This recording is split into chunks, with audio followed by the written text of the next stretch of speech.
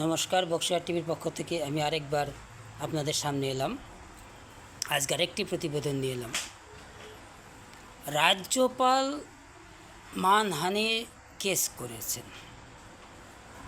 যার নামে কেস করেছেন মানহানি, তিনি কি মান বোঝেন, সম্মান বোঝেন? আমরা ছোটোবেলায় শুনেছি, যিনি একদিনের বড় তাকেও আপনি বলতে হবে। আমরা যদি ঝগড়াঝাটিও করি গ্রামে গঞ্জে, যারা অতি সাধারণ মানুষ, তারাও বড়কে আপনিই বলেন, তুই বলেন না। রাজ্যপাল যার নামে মামলা করেছেন, তিনি তো প্রধানমন্ত্রীকে তুই কে রে হরিদাস পাল, তুই টাকা দিয়েছিস, তুই হিসাব চাইছিস। একবার নয়,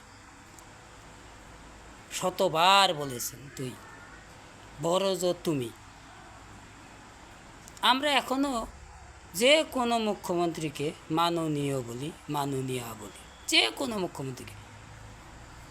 ওনার সেই বোধটাও নেই যে যিনি বড় তাকে আপনি বলতে হয়। এটা ওনাকে শেখাননি।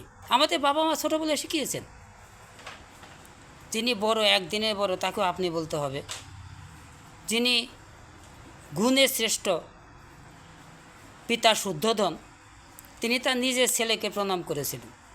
পিতা শুদ্ধোধন তার নাম, বুদ্ধদেব তার নিজের ছেলে, তাকে প্রণাম করেছিলেন গুণের কারণে। ওনাকে এই শিক্ষাটাও কেউ দেয়নি। ওনার যে কথাবার্তা তা শুনে সাধারণত যারা কমেডিয়ান, তারা ওনার কথা শুনে কমেডি তৈরি করেন, মানুষ হাসেন, মানুষকে হাসান। তার বিরুদ্ধে রাজ্যপালের মানহানি মামলা আমার মনে হয় সঠিক হয়নি।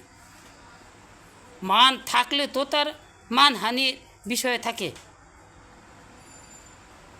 তিনি তবে না বুঝবেন কারো মান আছে, কারো সম্মান আছে।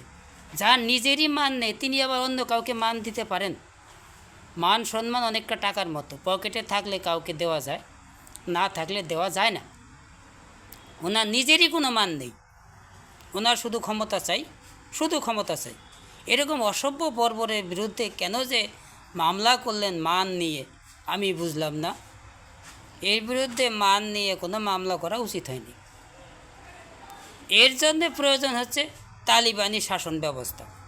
যেদিন উনি ক্ষমতাচ্যুত হবেন, সেদিন ওনাকে নাজিবুল্লাহর মতো যেন গাড়ির পিছনে বেঁধে শেষরিয়ে ক্ষয় করে খুন করেন। এটা হচ্ছে ওনার জন্যে সবচেয়ে উত্তম ব্যবস্থা। হাজার হাজার লোক মারা যাচ্ছে, ওনার কোনো পরোয়া নেই। হাজার মানুষের অপরাধের সঙ্গে জড়িত, ওনার কোনো পরোয়া নেই। প্রশাসনকে তো উনি পুরোপুরি দলদাস করে ফেলেছেন, কোনো পরোয়া নেই। তাতে কি আছে, ক্ষমতায় থাকতে পারলেই হলো। রেশনের চুরি, মিড ডে মিলের চুরি, স্কুলগুলিতে যা ইচ্ছা তাই, এক এক স্কুল এক এক রকম ভর্তি ফিস। স্কুলগুলিতে ভোট নিয়ে আছে কয়েক বছর, উনি জানেই না। উনি এসব খবর রাখেন না। ওনার কাছে শুধুই খবর উনি কীভাবে ক্ষমতায় থাকতে পারবেন, কীভাবে ক্ষমতার অপব্যবহার করতে পারবেন। তার বিরুদ্ধে মানহানি, বর্বর অসভ্যদের বিরুদ্ধে মানহানি কেস যিনি করেন, আমার মনে হয় তারই ভুল। বর্বর অসভ্যদের মান থাকে না, তারা কাউকে মান দেয় না। তার কাছে মানের আশা করাটাই আমার মনে হয় ভুল।